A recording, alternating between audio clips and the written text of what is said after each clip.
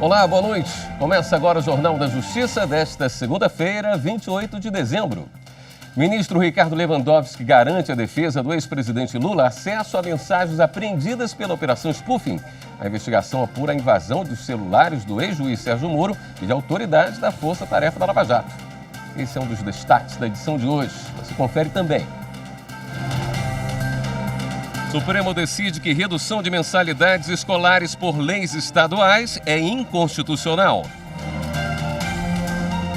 STF valida aplicação de regime fiscal e previdenciário de pessoa jurídica para prestadores de serviços intelectuais.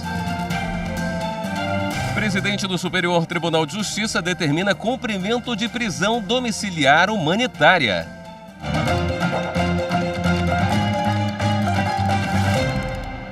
O ministro do Supremo Tribunal Federal, Ricardo Lewandowski, determinou que a Justiça Federal dê acesso ao ex-presidente Lula às mensagens apuradas pela Operação Spoofing da Polícia Federal. A Operação Spoofing investiga a invasão de celulares de autoridades como o ex-ministro da Justiça, Sérgio Moro, e integrantes da Força Tarefa da Lava Jato, como o procurador da República, Deltan Dallagnol. No Supremo, a defesa de Lula alegou que o ex-presidente continua impedido de ter acesso a provas que servem de base à ação penal em que é acusado de receber vantagens indevidas da Odebrecht, como um imóvel para uso do Instituto Lula e um apartamento em São Bernardo do Campo, em São Paulo. Na decisão, o ministro Ricardo Lewandowski determinou que as mensagens que digam respeito a Lula na Operação Spoofing sejam entregues à defesa no prazo de 10 dias pela 10ª Vara Federal Criminal do Distrito Federal, com o apoio da Polícia Federal. O ministro disse que também devem ser entregues à defesa as conversas que tenham relação com investigações e ações penais de Lula na 13ª Vara Federal Criminal de Curitiba ou em qualquer outra jurisdição, inclusive estrangeira. E em julgamento no plenário virtual, o Supremo Tribunal Federal decidiu que leis dos estados do Ceará, do Maranhão e da Bahia, que determinaram obrigatoriedade de desconto nas mensalidades escolares da rede privada, são inconstitucionais. A decisão foi por maioria de votos em julgamento no plenário virtual e atende pedido da Confederação Nacional dos Estabelecimentos de Ensino, feito em 3 ações. O ministro Edson Fachin ficou com a relatoria das ações sobre as leis dos estados do Ceará e da Bahia, e o ministro Alexandre de Moraes foi o relator da ação que contestava a lei do Maranhão. No julgamento, prevaleceu o voto do ministro Alexandre de Moraes, que entendeu que as leis violam a competência da União para legislar sobre direito civil. O ministro explicou ainda que o caso não se trata de direito do consumidor de competência dos estados, porque as regras gerais sobre direito do consumidor também são definidas pela União. Alexandre de Moraes destacou ainda que os efeitos da pandemia em negócios privados foram tratados em lei federal sancionada em junho de 2020, que reduziu o poder complementar dos estados para legislar. E a lei não tem previsão de modificação dos contratos de serviços educacionais. Por isso, é inconstitucional a obrigatoriedade de desconto em mensalidades da rede privada de ensino. Também em julgamento no plenário virtual, o Supremo validou a aplicação de regime fiscal e previdenciário de pessoa jurídica para prestadores de serviços intelectuais. A nossa consultora jurídica, Karina Zucolotto, detalha essa decisão para a gente. Olá, boa noite. E na última sessão de julgamentos no plenário virtual da Suprema Corte, os ministros decidiram pela manutenção de dispositivo de uma lei de 2005 que permite a concessão de benefícios fiscais e previdenciários àqueles prestadores de serviços de natureza intelectual, como editores, jornalistas e auditores, que criam uma empresa para o exercício das suas atividades. É a chamada pejotização. Segundo a autora, a Confederação Nacional de Comunicação Social, decisões tanto da Justiça do Trabalho, da Justiça Federal, como do CARF, Conselho de Administração de Recursos Fiscais, estariam desconsiderando o dispositivo legal por entender que essa norma precariza as relações de trabalho e ainda seria um pretexto para a burla no exercício da atuação do fisco sobre o pagamento de encargos trabalhistas. A relatora, a ministra Carmen Lúcia, que já havia votado em junho quando o julgamento foi iniciado, acabou sendo acompanhado pela maioria dos ministros do Supremo Tribunal Federal para confirmar a constitucionalidade dessa possibilidade de contratação, entendendo que, levando-se em consideração a liberdade do livre exercício das atividades, além da liberdade de escolha profissional na atuação tanto de um trabalho, ofício ou profissão, que as empresas também possuem liberdade para a sua contratação, estabelecer a sua forma de organização e modelo negocial, buscando sempre a competitividade e a sua subsistência. Entendeu ainda que essa opção pelo modelo fiscal e previdenciário menos oneroso estariam ainda sob um controle de legalidade e sob uma fiscalização da administração e do Poder Judiciário. Ficaram vencidos nesse julgamento ministra Rosa Weber e ministro Marco Aurélio, para quem a medida seria inconstitucional, já que implica uma isenção da empresa de cumprir as suas atividades sociais e implicaria também no desequilíbrio da relação entre prestador de serviço e empregador. Outros julgamentos do Supremo Tribunal Federal você acompanha aqui na TV Justiça. E veja a seguir, Tribunal Especial Misto suspende contagem de prazo para julgamento de processo impeachment de governador afastado do Rio de Janeiro, Wilson Witzel. Em instantes.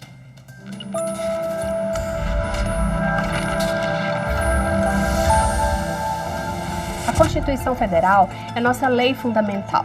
Inspirada em princípios e valores, ela proporciona estabilidade institucional para o Brasil. Eis que é a garantidora dos direitos fundamentais. Ela é acolhedora da diversidade e propiciadora da realização plena da cidadania.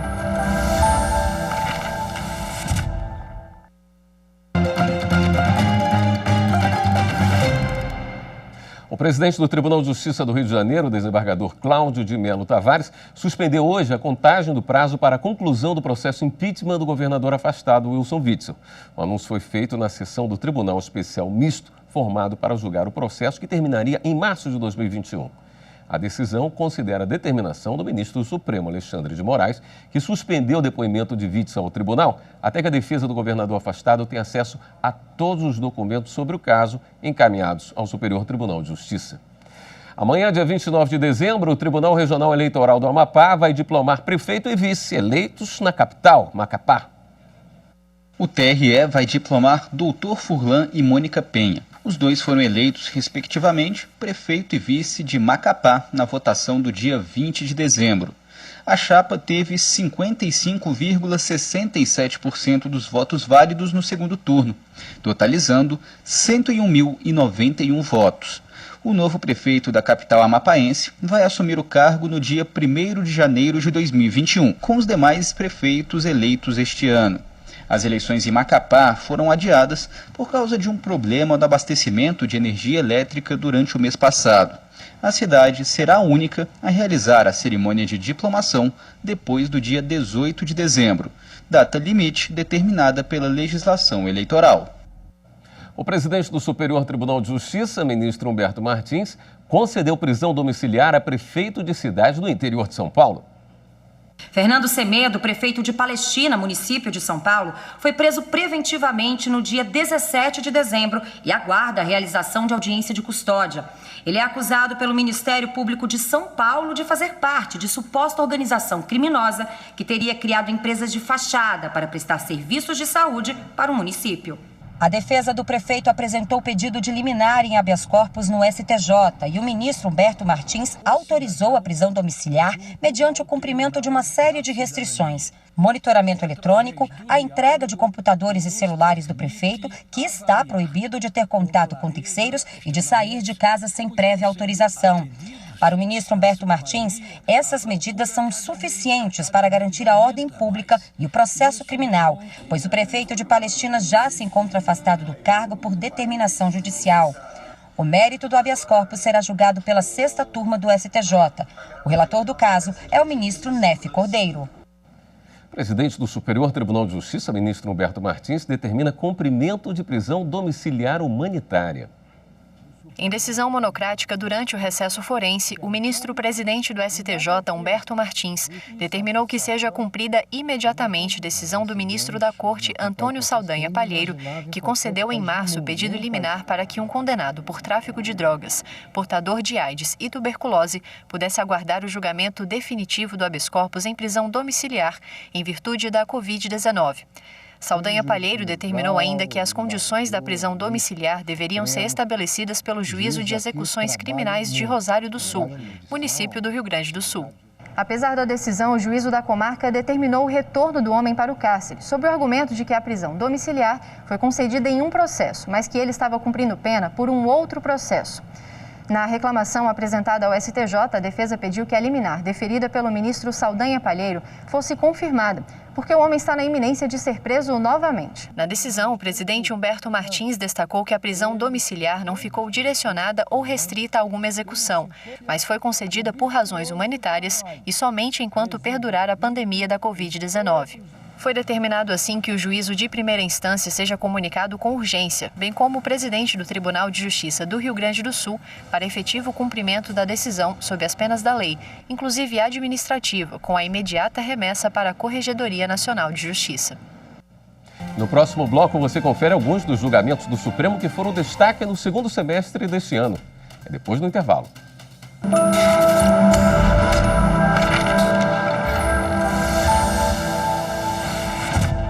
A própria Constituição Federal de 1988 estabelece mecanismos apropriados para sua proteção.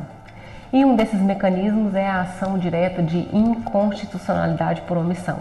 Ação aplicada como forma de provocação do Poder Judiciário para que estabeleça a necessidade reconhecida de que a omissão seja suprimida.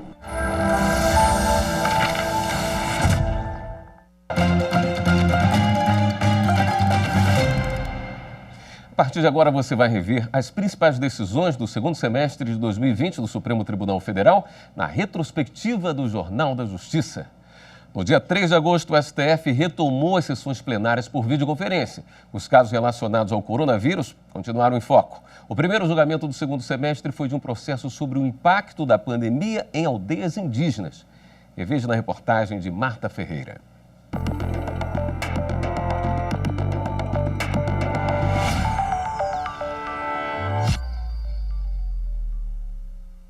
Logo na abertura, o presidente do Supremo Tribunal Federal relembrou das vítimas da Covid-19 no país.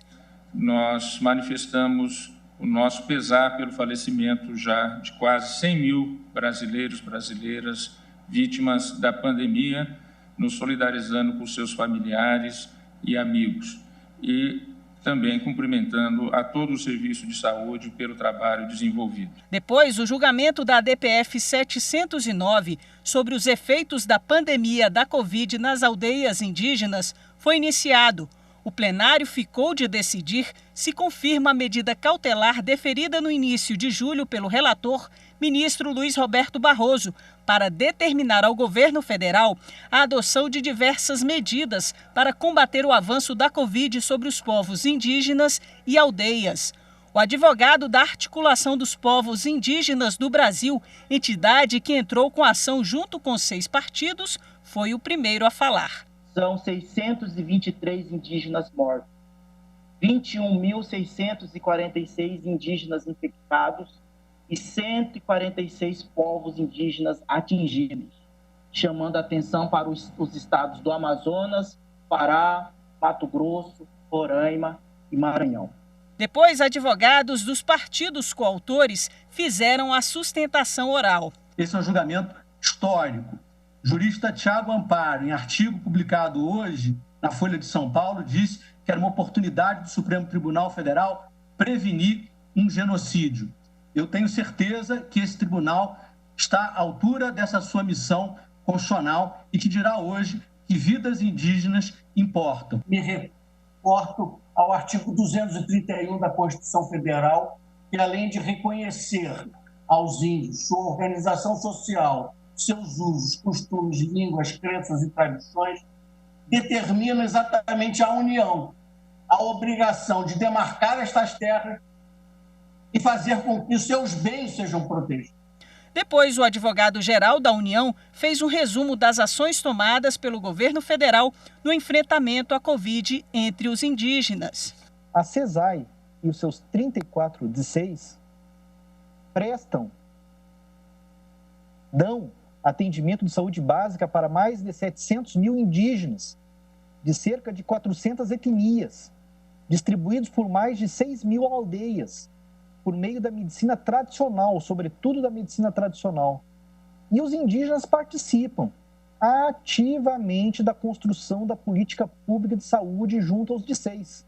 O Procurador-Geral da República, Augusto Aras, falou em seguida. O PGR, ratificando a manifestação escrita da nossa Câmara Temática Indígena, se manifesta favoravelmente ao referendo da decisão do eminente ministro relator. O relator da ação, ministro Luiz Roberto Barroso, reconheceu a atuação das Forças Armadas e do Ministério da Saúde, por exemplo, na distribuição de cestas básicas, suprimentos e materiais de saúde às diversas comunidades indígenas, entre outras ações. O ministro, contudo, entendeu ser necessário determinar ao governo a adoção de medidas adicionais a partir de um diálogo entre todos os envolvidos. Determinei a instalação de barreiras sanitárias e a instalação de uma sala de situação com a participação das comunidades indígenas, do Ministério Público, da Defensoria Pública Geral da União, da representante do CNJ, de um representante do meu gabinete e dos técnicos que a própria sala de situação venha a convocar.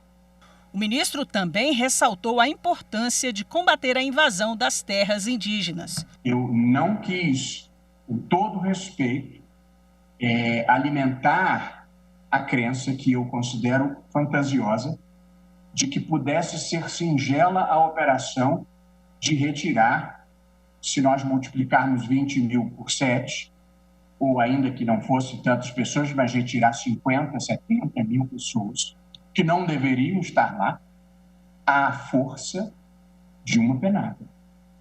É preciso um planejamento, mas tem que ter o planejamento. Portanto, a minha decisão é no sentido de que seja elaborado um plano de desinclusão. O ministro também determinou medidas a serem tomadas para os indígenas que se encontram em terras não homologadas. É uma questão de cumprimento da Constituição, onde estejam preenchidos os requisitos constitucionais. Esse é um ato vinculado. Seja como for, havia aí uma contradição. Se o governo não pretende homologar mais nenhuma área indígena e dizer que mesmo os aldeados em área não homologada não receberão o tratamento médico, a contradição era visceral.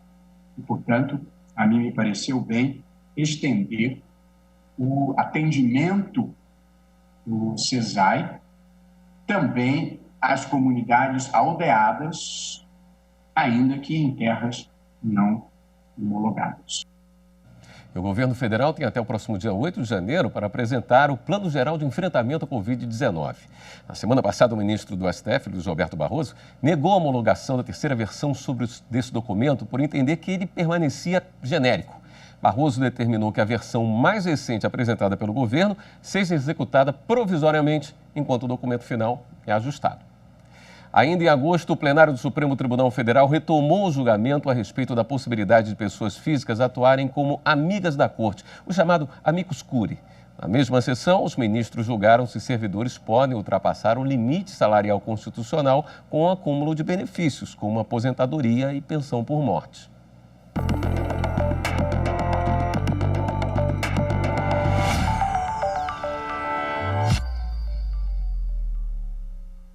A Constituição estabelece que a remuneração e o subsídio dos servidores públicos não podem exceder o subsídio mensal dos ministros do Supremo Tribunal Federal. É o chamado teto constitucional, que hoje é de R$ 39.500.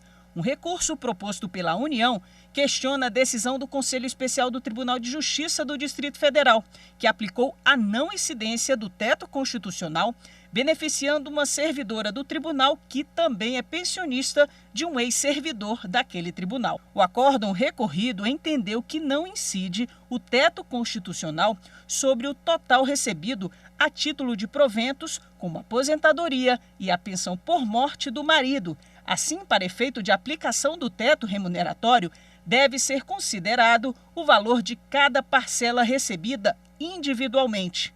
O relator, ministro Marco Aurélio, deu provimento ao recurso da União. Aqui nós temos um verdadeiro paradoxo.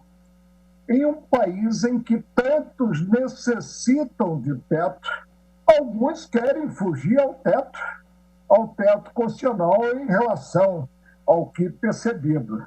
O ministro Celso de Mello abriu divergência. Sendo legítima a acumulação de proventos de aposentadoria do servidor público, com pensão por morte de cônjuge finado e também servidor público, o teto constitucional deve incidir, mas deve incidir isoladamente, separadamente, de modo individualizado. O plenário, por maioria, seguiu o entendimento do relator de dar provimento ao recurso da União. Ocorrida a morte do instituidor da pensão em momento posterior ao da emenda constitucional número 19/1998, o teto constitucional previsto no inciso 11 do artigo 37 da Constituição Federal incide sobre o somatório de remuneração ou provento e pensão percebida por servidor.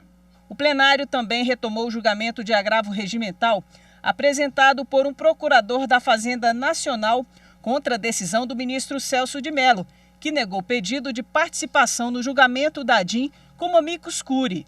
5 ministros haviam entendido que o recurso deve ser conhecido e não provido, e outros 5 entenderam que o agravo não deve ser conhecido. A ministra Carmen Lúcia apresentou o voto acompanhando a divergência. Por maioria de votos, o plenário concluiu que é permitido recorrer quando um pedido para ingressar como amigo da corte é negado em ação direta de inconstitucionalidade. Por outro lado, a corte negou que uma pessoa física ingresse como amicus curiae nas chamadas ações de controle concentrado.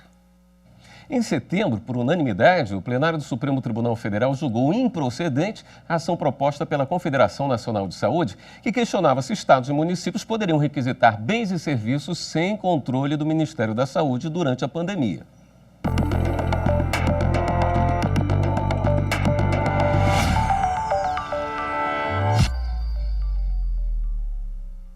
O Brasil tem mais de 3.900.000 casos de infectados e mais de 122 mil pessoas já perderam a batalha contra a Covid-19. Com a falta de leitos na UTI na rede pública, governadores e prefeitos recorreram à rede privada para atender pacientes do SUS. Foram editados decretos pelos estados e municípios declarando o estado de calamidade pública. Com isso, eles ficaram autorizados a requisitar a utilização de leitos de UTIs de hospitais privados sem burocracia. A Confederação Nacional de Saúde entrou com ação direta de inconstitucionalidade no Supremo. A ação discute a requisição de bens e serviços privados pela administração pública para o combate à Covid. Em discussão, o artigo 3º da Lei 13.979 de 2020, que estabelece medidas de enfrentamento à pandemia do coronavírus no âmbito das licitações e contratações. O argumento é que a norma fere o direito de propriedade e a livre iniciativa. A CN Saúde defende que o controle deve ser feito pelo Ministério da Saúde. O que se pretende é atingir uma coordenação, atingir um sistema lógico de cooperação entre os diversos entes, porque o que está se verificando na prática hoje é um conflito de requisições, é um litígio em que requisições feitas por entidades municipais competem com requisições feitas por entidades, por autoridades estaduais e até mesmo federais. A Advocacia Geral da União defendeu que seja dada interpretação conforme a Constituição à questão da requisição administrativa. Embora a União não vá prestar diretamente o serviço, ela pode sim fazer esse papel de coordenação diante da sua capacidade institucional para lidar com essa complexidade. O Ministério da Saúde não vai prestar diretamente todos esses equipamentos que foram até aqui requisitados, estão sendo repassados para os estados, para os municípios, de forma coordenada, de forma criteriosa. O parecer da Procuradoria-Geral da República foi pela improcedência da ação. A requisição não é um mal, a requisição é um bem. A posição aqui do Ministério Público é pela absoluta suficiência do Sistema Constitucional, do Sistema Único de Saúde, para dar, nos termos da lei, sem nenhuma necessidade de mudança interpretativa ou hermenêutica, o tratamento regular do funcionamento do Estado. O relator ministro Ricardo Lewandowski começou o voto ressaltando a relação do federalismo com a democracia, dizendo que os estados e municípios são sócios da União e destacou o poder-dever dos entes federados em cuidar da saúde. Os entes regionais e locais não podem ser alijados do combate à Covid-19, sobretudo porque estão investidos do poder-dever de empreender as medidas necessárias para o enfrentamento da emergência de saúde pública decorrente da pandemia. O relator votou pela improcedência da ação, validando a requisição de leitos sem controle prévio do Ministério da Saúde. Ante o quadro de uma pandemia reconhecida pela Organização Mundial de Saúde e pelo próprio Estado brasileiro, o qual, por meio do Decreto Legislativo 6 de 2020, reconheceu a ocorrência de estado de calamidade pública, está, entre aspas, demonstrado que no conflito entre os princípios da proporcionalidade, do livre exercício da atividade privada, da transparência com o direito universal à saúde, este deve prevalecer na medida exata para evitar mortes. Esta edição do Jornal da Justiça fica por aqui. Para você, uma boa noite. Até amanhã.